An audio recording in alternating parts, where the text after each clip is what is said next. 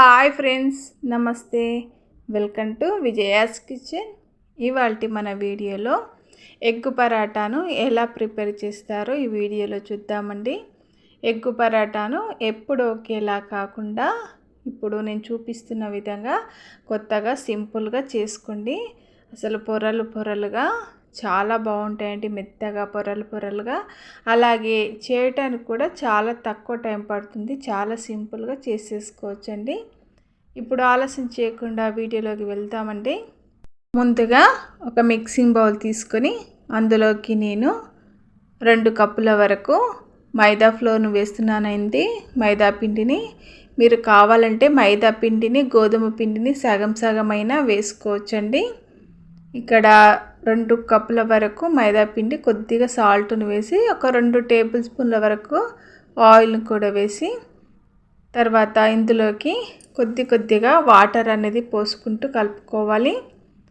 ఒకేసారి వాటర్ అనేది పోసుకోకుండా కొద్దిగా వాటర్ పోసుకుంటూ మనం చపాతీ పిండిని ఎలా అయితే కలుపుకుంటామో అలా కలుపుకోవాలండి. స్మూత్గా, మరీ గట్టిగా కాకుండా మరీ లూజ్గా కాకుండా కలుపుకొని దానిపైన కొద్దిగా ఆయిల్ అనేది అప్లై చేసి దీన్ని మూత పెట్టుకొని ఒక 15 నిమిషాల పాటు నాననివ్వాలి. ఇది నానిలోపు ఇక్కడ మనము కొత్తిమీరను సన్నగా తరిగి పెట్టుకుని ఒక బౌల్లోకి తీసుకొని అందులోకి కొద్దిగా ఆయిల్ను వేసుకోవాలండి. ఇది పరాటాల పైన అప్లై చేసుకోవడానికి అనమాట. ఇలా ఆయిల్ని వేసుకుని దీన్ని కలిపి దీన్ని కూడా పక్కకు పెట్టుకుందాము.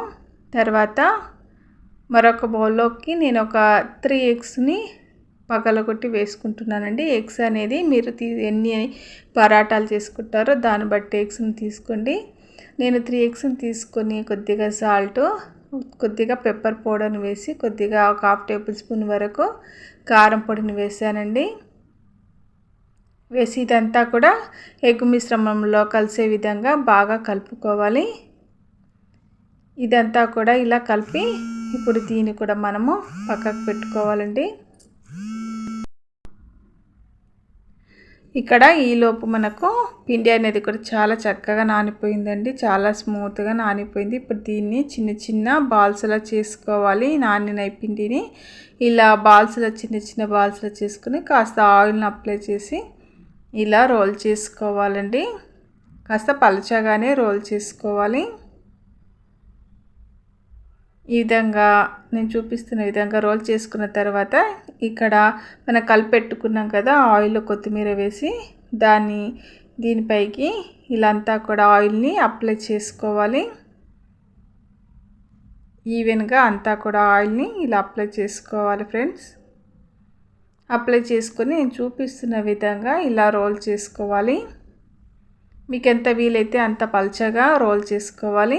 చేసుకొని మళ్ళీ ఇలా రౌండ్గా చేసుకోవాలి. ఇలా చేసి పెట్టుకోవాలి. మిగతా బాల్స్ని అన్నిటిని కూడా ఇదే విధంగా చేసి పెట్టుకోవాలి. మీకు ఎంత వీలైతే అంత పల్చగా చేసుకోండి. చేసుకొని మిగతా వాటిని అన్నిటిని ఇలా చేసి పెట్టుకొని మరి ఒక్కొక్కటి తీసుకొని మళ్ళీ ఇలా రోల్ చేసుకోవాలి. మరీ పల్చగా కాకుండా మందం కాకుండా రోల్ చేసుకొని ఒక స్టవ్ పైన పెన్నాన్ని పెట్టుకొని అది హీట్ అయిన తర్వాత మనం చేసి పెట్టుకున్న పరాటాలను వేసుకొని ఇలా నేను చూపిస్తున్న విధంగా 2 వైపులా కొద్దిగా ఎగ్ మిశ్రమాన్ని 2 వైపులా వేసి ఆయిల్ని వేసి 2 వైపులా కూడా ఇలా దోరగా వేయించుకోవాలి. మిగతా అన్ని పరాటాలన్నీ కూడా ఇలాగే చేయాలి ఫ్రెండ్స్. ఇలా 2 వైపులా అన్ని పరాటాలని కూడా ఇలాగే వేయించుకోవాలి. ఇలా చేస్తే అసలు మనకు పరాటాలు చాలా సింపుల్గా అయిపోతాయి. ఎప్పుడు ఒకేలా కాకుండా ఇలా చేసుకుంటే చాలా ఫాస్ట్గా అయిపోతుంది ఫ్రెండ్స్. మీకు తక్కువ టైం ఉన్నప్పుడు ఇలా పొరలుగా మీరు ఎగ్ పరాటాలని చేసుకోవచ్చు, చాలా బాగుంటాయి. చూడండి, మెత్తగా చాలా సాఫ్ట్గా ఉన్నాయి. ఇట్లా ఎలా ఉన్నాయో చూడండి, లేయర్లా ఉన్నాయి కదా, ఈ విధంగా పొరలుగా వస్తాయి. మీరు కావాలంటే వీట్ ఫ్లోర్తోనైనా కూడా ఇలాగే చేసుకోవచ్చు.